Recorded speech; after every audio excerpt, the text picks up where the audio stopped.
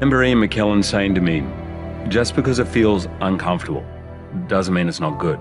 Even if it feels uncomfortable, that can sometimes be right. In life, we so want to feel comfortable, but that doesn't always bring the best results. Do you have the courage to act outwardly on what you see inwardly? Or will you die a dreamer? Will you die on the verge and on the edge in the land of coulda, woulda, and shoulda? The strong hand rules the roost. What you gotta do to get the life that God wants you to have, you gotta put more air in your bubble. You got to blow your bubble up. Expand yourself. Take yourself out your comfort zone. Do not live in your bubble. Put some more air in your bubble. If you stay in your comfort zone, that's where you will fail. You will fail in your comfort zone. Success is not a comfortable procedure. It is a very uncomfortable thing to attempt. So you got to get comfortable being uncomfortable if you ever want to be successful. Comfort zone is dangerous. When you're comfortable, you are at most dangerous. The comfort zone is somewhere you should never feel comfortable. You should be happy and dissatisfied. Anybody ever tell you, hey, look, you know what? Just be satisfied with what you got. Don't believe them. Get them away from you. You should never be satisfied with what you got. Because the attempt to get more makes you into something better all the time. Don't let anybody tell you, hey man, you should just be happy with, no! You should double your business. Triple it. It takes courage to be successful. It is far easier not to be successful. It takes courage to be different. It takes courage to go where you've never gone before. For some of you, it took courage to come to this conference. It takes courage to get you outside of the bar. It takes courage to be successful. It takes courage to win. As you go through the challenges of life, and you look at it and embrace whatever comes to you, don't run from it. Step toward it. Don't try and duck it like most people do. See, most people want it easy. See, easy come, easy what? Easy go.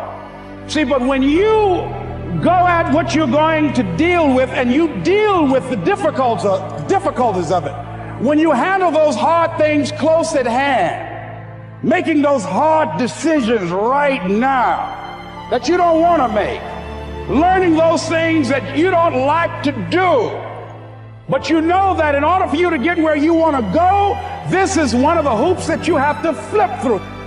And I'm saying to you, whatever you got to do, do it, because if you don't, life is going to whoop you until you surrender and say, okay, all right, I cooperate, okay, I learned, okay. It had to wear me out a long time. So if it's hard, then do it hard. I'm going to say something to you. It takes courage to be exceptional. It takes courage to be wise. It takes courage to be rich. It takes courage to be educated. It takes courage to be knowledgeable. Because the moment you do, but you don't talk like you forgot where you came from. Look at you talking. It takes courage. In any case, people do waste a lot of time, and they also act counterproductively a lot of the time. Regardless, we do make progress, and we can thrive under the difficult conditions that make up our lives, and we can resist the malevolence that entices us. That's within our power, and we don't know the limits to that. We all know this.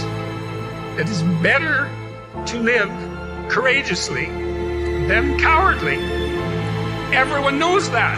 That's what you teach people that you love. And we know that it's better to live truthfully than in deceit.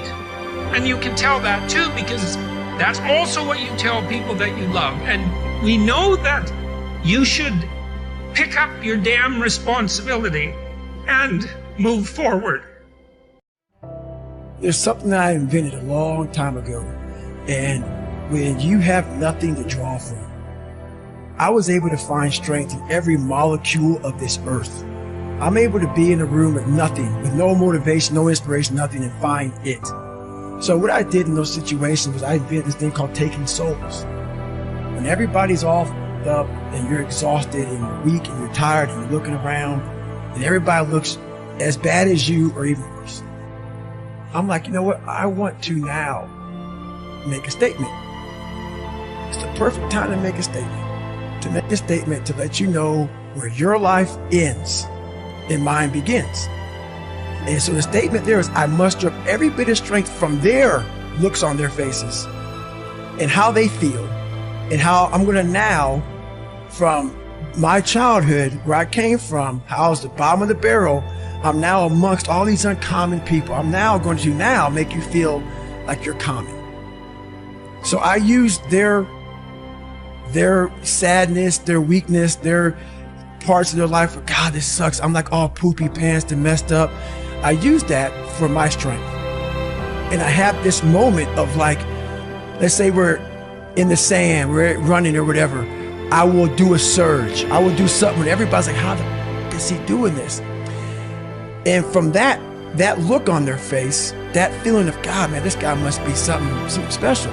It then surges me further and further and faster and harder for a long time. So it's energy's everywhere. But the thing is, it's so loud, that voice in your head of pain and suffering and discomfort and I don't want to do this is so loud that you're unable to really calm it down and say, okay, there's something here.